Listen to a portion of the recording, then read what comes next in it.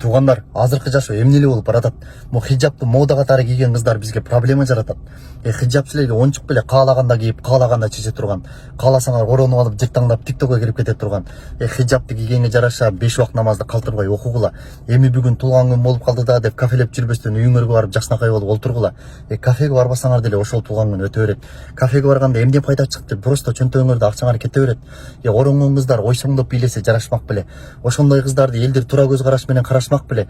Эми кептин баары хиджап эмес экенин билебиз. Оронмой деле бир жакшына жүргөн кыздарыбыз бар, аны жакшы билебиз. Болгону хиджаптын баркын баалай билгиле. Жүрөгүңөргө иманды толтуруп алып, андан кийин хиджапты жараштырып кийгиле. Оронуп алып 2 метр кирпигиңерди койбогула. Оозуңарды кыпкызыл кылып боеп алып Инстаграмга дагы сүрөтүңөрдү койбогула. Жигиттер, кыргыз кыздарды башкалардан кызганып жашайлы. Московский жашоону токтотуп, биз дагы бир кызга үйлөнүп, достойный жашоону баштайлы. Үй бүлөсү менен намаз окуган семьяны Кудайым өзү колдосун.